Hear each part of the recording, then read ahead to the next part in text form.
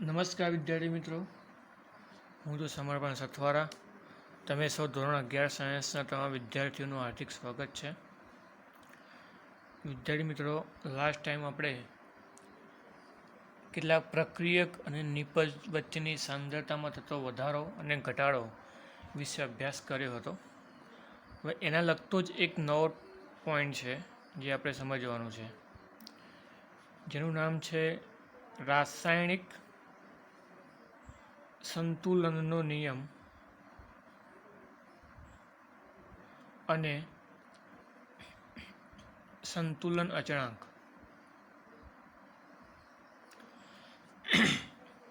ચલો, એમાં સંતુલન અચળાંક માટે 2 માર્ક્સની થિયરી પૂછાય છે, બરાબર. એથી પછી કહું, પહેલાં રાસાયણિક સંતુલન નિયમ વિશે આપણે ચર્ચા કરી લઈએ, બરાબર. તો રાસાયણિક સંતુલન નિયમ વિશે વાત કરીએ તો પહેલાં તો એવી પ્રક્રિયાઓ લઈએ કે જે પ્રક્રિયાઓના પ્રક્રિયક અને નિપજ બંને સંતુલિત અવસ્થામાં હોય. તો આના વચ્ચે કેવી રીતે સંતુલિત અવસ્થામાં હોય, તો આના વિશે આપણે આગળ અભ્યાસ કરી ચૂક્યા છીએ કે પ્રક્રિયકની સાંદ્રતામાં થતો ઘટાડો અને નિપજની સાંદ્રતામાં થતો વધારો બંને એક સમયે સ્ટોપ થઈ જાય, મતલબ બંધ થઈ જાય, તો એ વખતે રાસાયણિક પ્રક્રિયા સંતુલિત અવસ્થામાં હોય એવું આપણે કહી શકીએ છીએ, બરાબર. તો એની એક પ્રક્રિયા લઈએ કે A+B gives C+D. તો A અને B આપણા માટે પ્રક્રિયકો છે અને C અને D શું છે? નિપજ છે, બરાબર. તો આ પ્રક્રિયાઓ માટે મેક્સિમિલન વૈજ્ઞાનિકો કેટો મેક્સિમિલન ગુલ્ડબર્ગ નામના વૈજ્ઞાનિકોએ આ સમીકરણના આધારે આમની સાંદ્રતાઓનો અભ્યાસ કર્યો, બરાબર. અને સાંદ્રતાઓનો અભ્યાસ કર્યા પછી એવું સમજાયું કે A અને B અને C અને D પ્રક્રિયક હોય કે નિપજ, એની મારે સાંદ્રતા દર્શાવવી હોય તો સાંદ્રતા આવી રીતે ચોરસ બોક્સની અંદર દર્શાવવી પડે. મને કોઈ એની સાંદ્રતા દર્શાવી હોય તો બોક્સની અંદર A, બીની સાંદ્રતા દર્શાવી હોય તો B, સીની દર્શાવી હોય તો C અને ડીની દર્શાવી હોય તો D. એટલે કોઈપણની સાંદ્રતા દર્શાવવી હોય તો આવી રીતે ચોરસ બોક્સની અંદર દર્શાવવામાં આવે છે, બરાબર. અને જ્યારે પ્રક્રિયા સંતુલનમાં હોય ત્યારે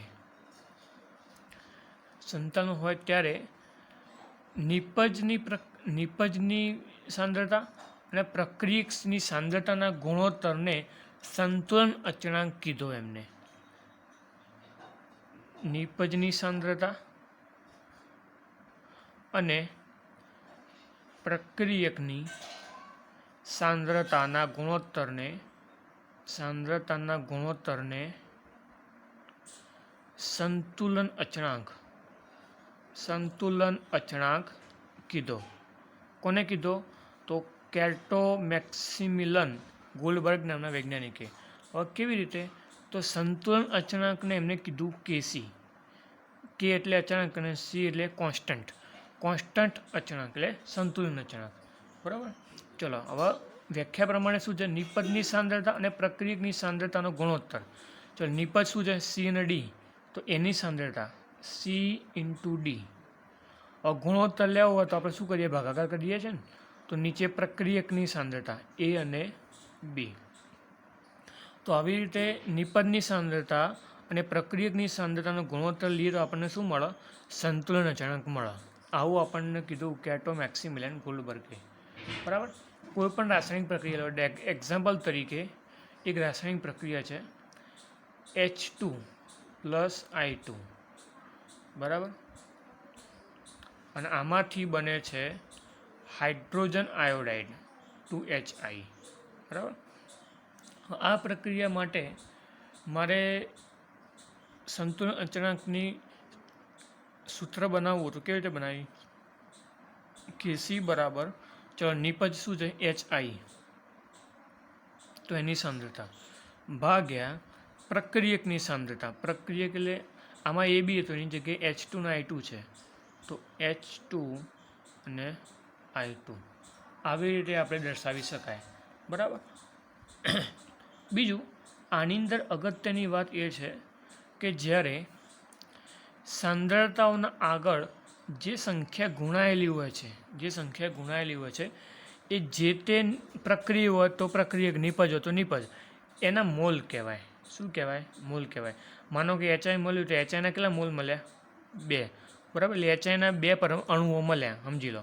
તો 2 મળ્યા હોય તો એની જે સાંદ્રતા હોય એચઆઈ, એનો ઉપર વર્ક કરી દેવાનું છે. શું કરી દેવાનું? વર્ક કરી દેવાનું છે. બરાબર. તો આવી રીતે એની સાંદ્રતા થશે. બરાબર. આવી રીતે એને સંતુલન અચળાંક Kc થશે. હવે ઘણા બધા વૈજ્ઞાનિકોએ આ રાસાયણિક પ્રક્રિયા માટે H2 અને I2ની જુદી જુદી સાંદ્રતા માટે ઘણી બધી રાસાયણિક પ્રક્રિયાઓ શોધવાનો પ્રયત્ન કર્યો. બરાબર. પણ એ પ્રક્રિયાઓ દ્વારા એક જ વસ્તુ નિષ્કર્ષ નીકળે છે કે જે નિપજ કે પ્રક્રિયકના જે મોલ હોય છે, દાખલા કે એચઆઈના મોલ 2 છે, અહીંયા I2ના મોલ કેટલા છે? 1 જ. કશું ગુણાયેલું નહીં એટલે 1 જ મોલ કહેવાય. H2ના મોલ કેટલા? તો કશું ગુણાયેલું નથી તો 1 જ મોલ કહેવાય. તો અહીંયા જેટલા મોલની સંખ્યા હોય એટલી એની ઘાત સ્વરૂપે જાય, એટલા એના સાંદ્રતાની ઘાત સ્વરૂપે આપણે લખી શકાય. બરાબર. અહીંયા 1 મારે લખવું હોય તો લખી શકું. એક્ઝામ્પલ તરીકે મારું પાણીનું ઉદાહરણ લઉં કે ભાઈ H2+O2 gives H2O. બરાબર. હવે H2O છે, હવે ઓક્સિજનના 2 પરમાણુ છે, મારે 2 વડે ગુણવા પડશે ને, 2 છે એટલે. તો અહીંયા હાઇડ્રોજનના 4 થઈ ગયા, તો અહીંયા હાઇડ્રોજનના 4 કરવા માટે 2 વડે ગુણવા પડે. તો હવે આના માટે મારે સંતુલન અચળાંક Kcની કિંમત લખવી હોય તો શું લખાય? Kc બરાબર, ચલો નિપજ શું છે? H2O. તો H2Oની સાંદ્રતા આગળ 2 વડે ગુણાયેલા છે તો એનો વર્ગ લખવાનો, નીચે H2 અને O2, બરાબર, બંને આપેલા છે તો બંને લખવાના. અહીંયા એક આખો અણુ આપ્યો એટલે એક જ લખવાનો. અહીંયા ઉપરની પ્રક્રિયામાં શું હતું? સી અને ડી 2 પ્રકારની નિપજો હતી, પણ અહીંયા નિપજ આપણે એક જ પ્રકારની મળે છે. અમે એચઆઈ મળીને અમે H2O મળી. તો જેટલી નિપજ હોય એટલી અને જેટલા પ્રક્રિયક હોય એટલા એ પ્રમાણે આપણે લખી દેવાનું. હવે H2ના આગળ 2 મોલ છે તો H2નો વર્ગ, O2ના આગળ 1 જ મોલ છે તો O2નો વર્ગ. બરાબર. એટલે આવી રીતે સંતુલન અચળાંક આપણે શોધી શકાય. બરાબર. ચલો આગળ જોઈએ. ચલો એક વસ્તુ આપણે અહીંયા રહી ગઈ કે જે અવસ્થા છે, અહીંયા વાયુ અવસ્થા ગેસ છે, અહીંયા વાયુ અવસ્થા ગેસ, અહીંયા વાયુ અવસ્થા છે, તો એ અવસ્થા આપણે ખાલી દર્શાવવાની હો. માનો કે એચઆઈ છે તો અહીંયા ગેસ લખવાનું, આ H2 છે અહીંયા ગેસ, જે અવસ્થા હોય આપણે દર્શાવવાની. માનો કે H2 છે તો આ ગેસ અવસ્થામાં હોય, આ ગેસ અવસ્થામાં હોય. H2O પાણી કઈ અવસ્થામાં હોય? લિક્વિડ અવસ્થામાં હોય. તો H2O ને લિક્વિડ અવસ્થામાં, અહીંયા ગેસ અવસ્થામાં. એટલે ટૂંકમાં સૂત્ર લખો તો આ પ્રમાણે અવસ્થા એની ફરજિયાત દર્શાવવાની. બરાબર. ચલો આના આધારે રાસાયણિક સંતુલનનો નિયમ દર્શાવવામાં આવ્યો. આ બધું સમજે ને એના આધારે. બરાબર. તો નિપજોની સાંદ્રતા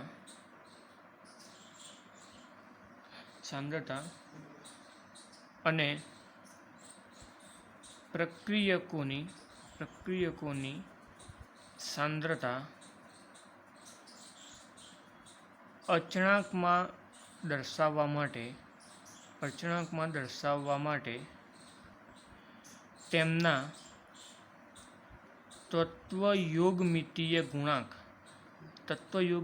ગુણાંક સાંદ્રતાના ઘાતાંકમાં દર્શાવવા. બરાબર. અને નિપજો તથા પ્રક્રિયકોની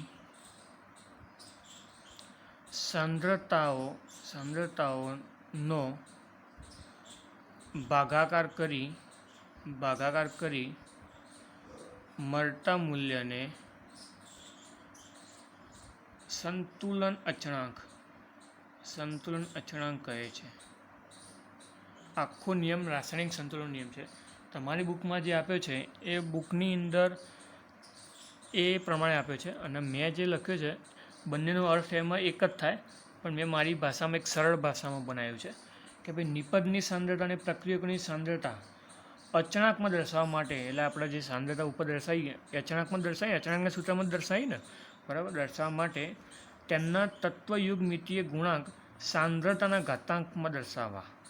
જો તત્વયુગ્મિતીય ગુણાંક એટલે મેં તમને આગળ વાત કરેલી છે કે H2ના આગળ કેટલા વડે ગુણાયેલા, અહીંયા 2 વડે ગુણાયેલા ને, એવી રીતે HIના આગળ કેટલા વડે ગુણાયેલા, 2.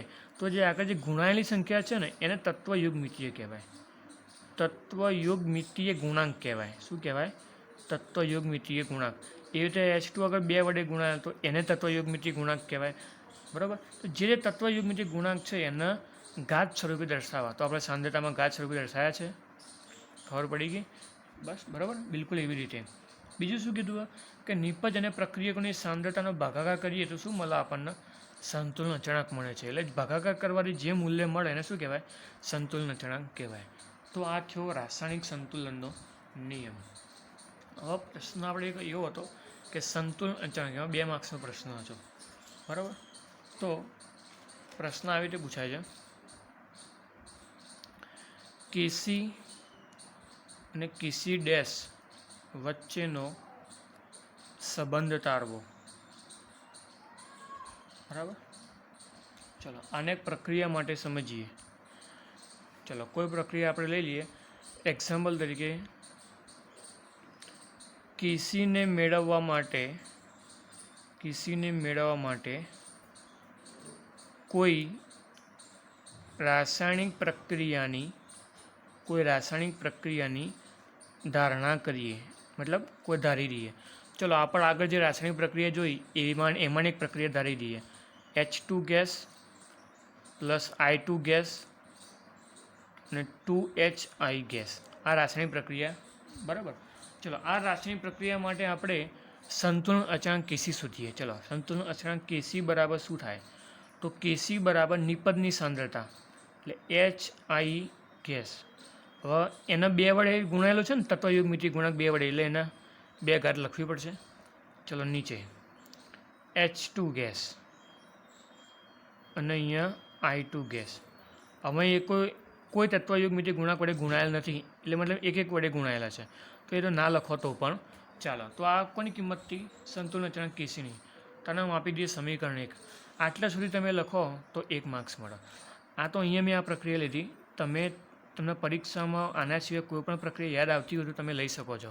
જરૂરી નથી કે આ જ પ્રક્રિયા લેવી, કોઈ પણ રાસાયણિક પ્રક્રિયા તમે લઈ શકો છો, બરાબર. ચલો હવે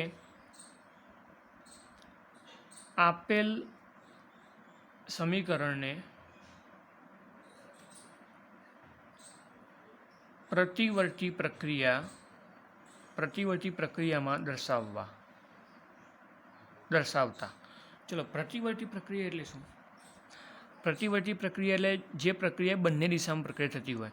માનો કે H2 ના I2માંથી 2HI બન્યું, તો પછી આ પ્રક્રિયા 2 દિશામાં થાય. જો અહીંયા 2 દિશાની નિશાની દર્શાવેલી છે, બરાબર. એટલે ડાબીથી જમણી તરફ થાય અને જમણીથી ડાબી તરફ થાય. હાલ આપણે માનો કે ડાબીથી જમણી તરફ આ પ્રક્રિયા છે, તો પ્રતિવર્તી પ્રક્રિયા દર્શાવવી હોય તો ઊંધી દિશા બદલી રહેવાની, જમણીથી ડાબી તરફ, એટલે પ્રતિવર્તી પ્રક્રિયા થઈ જાય. 2HI ગેસ એ નિપજની જગ્યાએ શું થઈ જાય? પ્રક્રિયક થઈ જાય, બરાબર. ચલો એની પ્રક્રિયા શું થશે? H2 gas plus I2 gas. પ્રતિવર્તી થઈ ગઈ, મતલબ આ પ્રક્રિયાની ઉલટી પ્રક્રિયા થઈ ગઈ, બરાબર. આ પ્રતિવર્તી પ્રક્રિયા કહેવાય. કોની? તો આ પ્રક્રિયાની. ચલો આના માટે જે અચળાંક લખીએ એને કેસી ડેશ કહીએ. કેમ કેસી ડેશ કહીએ?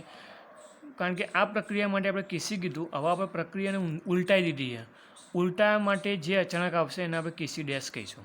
તો ચલો એના માટે સંતુલન અચળાંકનું સૂત્ર તારવીએ. સૂત્ર તારવવાની પદ્ધતિ એક જ થશે, પદ્ધતિમાં કોઈ ફેરફાર થાય નહીં. અહીંયા નિપજ સ્વરૂપે શું છે? H2 અને I2. તો H2 ગેસ એની સાંદ્રતા અને I2 ગેસ એની સાંદ્રતા નિપજ ઉપર આવશે અને પ્રક્રિયક નીચે આવશે. પ્રક્રિયક શું હતું? HI ગેસ અને તત્વયુગ્મિતી 2 વડે ગુણાયેલા એટલે એના ઉપર ઘાત સ્વરૂપે. ચલો આના સમીકરણ નંબર 2 આપી દઈએ.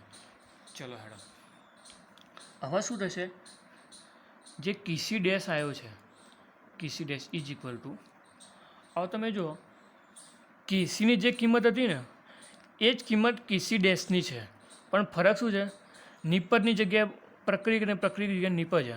મતલબ જે ઉપર હતું કેસીમાં જે ઉપર હતું એ કેસી ડેશમાં નીચે છે, બરાબર, અને કેસી ડેશમાં જે ઉપર હતું એ કેસીમાં નીચે છે, એટલે ઉલટાયેલું છે. એનો મતલબ એવો થયો કે જો માં કેસી ડેશ બરાબર કેસીની કિંમત લખ્યું હોય તો 1 કેસી લખાય, કારણ કે તમે ઉલટાઈ જાઓ.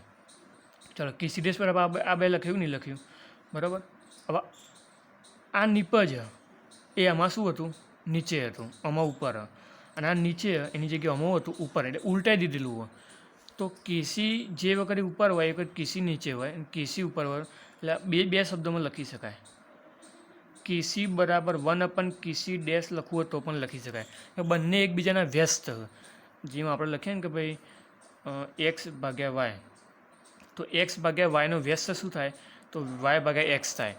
ચલો વાય ભાગ્યા એક્સ, તો એનો વ્યસ્ત શું થાય, એક્સ ભાગ્યા વાય થાય. એટલે એકબીજાના વ્યસ્ત છે, એટલા માટે આપણે કેસી ડેશ બરાબર 1 કેસી અને કેસી બરાબર 1 કેસી ડેશ આપણે લખી શકીએ છીએ, બરાબર. તો આ જે જવાબ આવ્યો કેસી અને કેસી ડેશ વચ્ચેનો સંબંધ આવ્યો, બરાબર. તો અહીંયા 2 માર્ક્સનો અહીંયા પ્રશ્ન પૂરો થયો, બરાબર. તો અહીંયા આવી રીતે ઘણી બધી કોઈ પણ રાસાયણિક પ્રક્રિયા માટે આપણે આ સંબંધ તારવી શકીએ છીએ, બરાબર. હવે કેટલીક પ્રક્રિયાઓ છે, કેટલાક ઉદાહરણ છે. કોયડા છે, આપણે કોયડા જોઈએ. કોયડો 7.1, બરાબર. ચલો હું અહીંયા ચોપડી ખોલું છું. ચલો એમાં લખ્યું છે કે 500 કેલ્વિન તાપમાને સંતુલને N2 અને H2 માંથી NH3 બનાવવામાં આવે છે. ચલો N2 અને H2 માટે N2 ગેસ અને H2 ગેસમાંથી શું બનાવવામાં આવે છે, NH3 ગેસ બનાવવામાં આવે છે. હવે પ્રક્રિયા આપણે સંતુલિત કરવી પડે. ચલો અહીંયા હાઇડ્રોજનના 3 પરમાણુ છે, બરાબર, અહીંયા 2 છે, એટલે મારે પહેલાં હાઇડ્રોજનની સંખ્યા સમાન કરું. અહીંયા 2 વડે ગુણી દઉં તો હાઇડ્રોજનના 3 દુ 6 થાય, અને અહીંયા 3 વડે ગુણી દઉં હાઇડ્રોજનના 3 દુ 6 થઈ ગયા.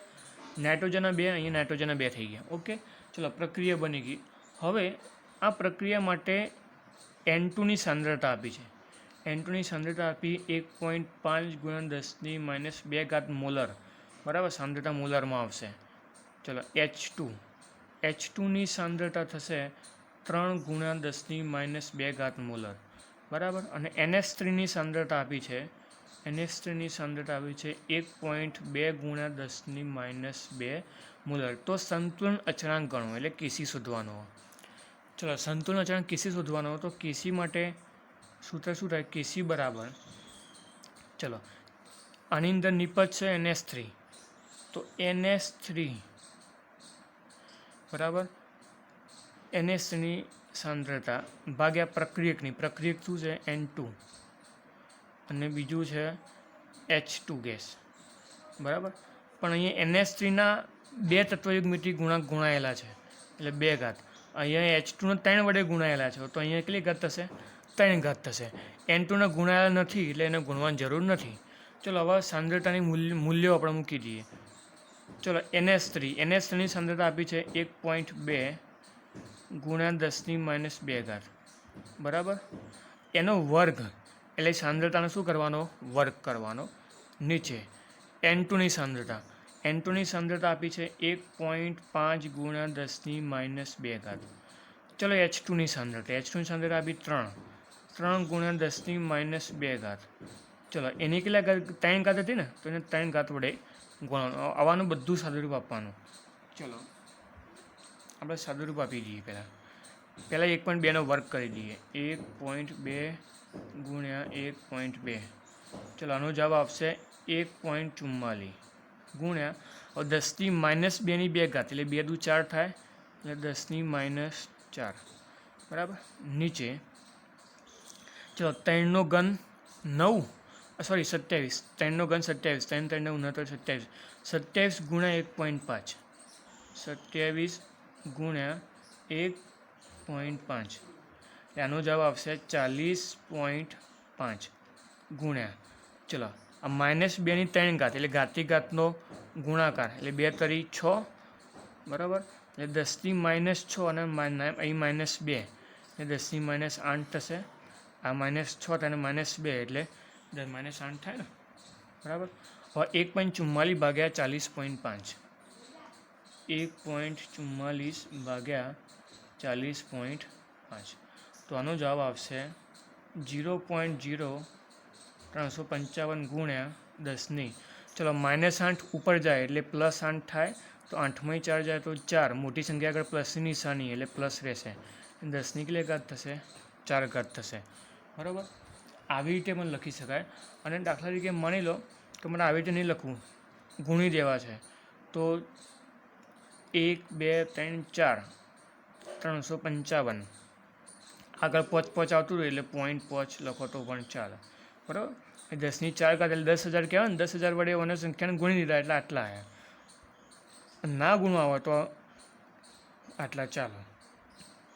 બરાબર, જો તમારે બુકની અંદર બુકની જે સાદુરૂપ આપ્યું છે એ સાદુરૂપમાં ભૂલ છે.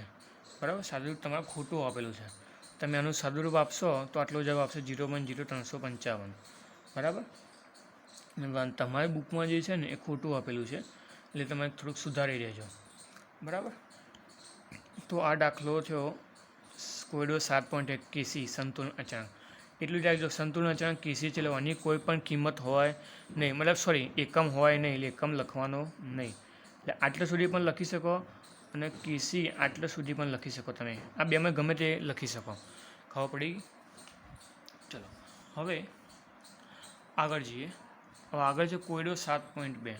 ચલો કોયડો 7.2 હું તમને ખાલી અહીંયા સમજાવી દઉં છું, તમારે ઘરે એને ગણી દેવાનો. બરાબર, અહીંયા હું ખાલી સમજૂતી માટે કોયડો 7.2 સમજાવું, તમે જાતે ઘેર ગણવાનો. કારણ કે 7.1 તમે ગણો ને સેમ ટુ સેમ એવો જ કોયડો છે. બરાબર, ચલો શું કહે છે?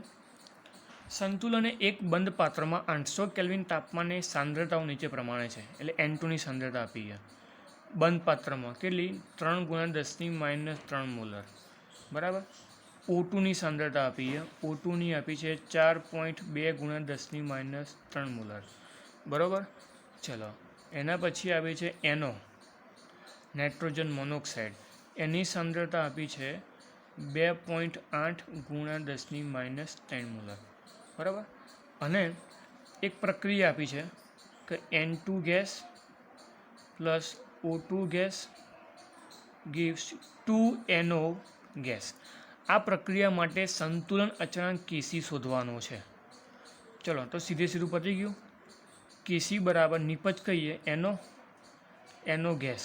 બરાબર, હવે બે આગળ ગુણેલું તો વર્ગ, નીચે N2 ગેસ પ્રક્રિયકો. બરાબર, અને O2 ગેસ. ચલો NOની સાંદ્રતા આપીએ 2.8 × 10⁻³ એનો વર્ગ કરી દેવાનો, ભાગ્યા N2ની સાંદ્રતા કેટલી આપી? 3 × 10⁻³. O2ની સાંદ્રતા કેટલી આપીએ? 4.2 × 10⁻³. ચલો બધી કિંમતો એમને મૂકી દો તો આપણને કેસી મળી જશે. બરાબર, ચલો આપણે સાદુરૂપ આપવું તો હું આપી દઉં, જવાબ કહી દઉં છું તમને.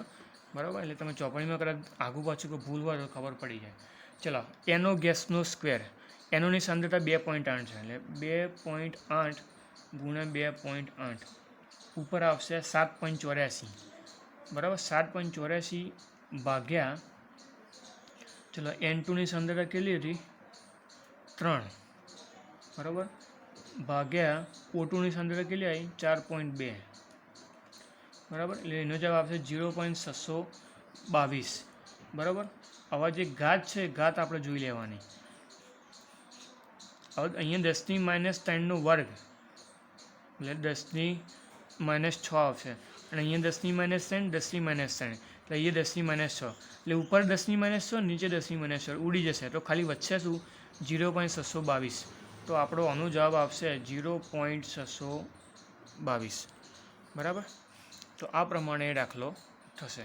તમારા દાખલો ઘરેથી ગણવાનો.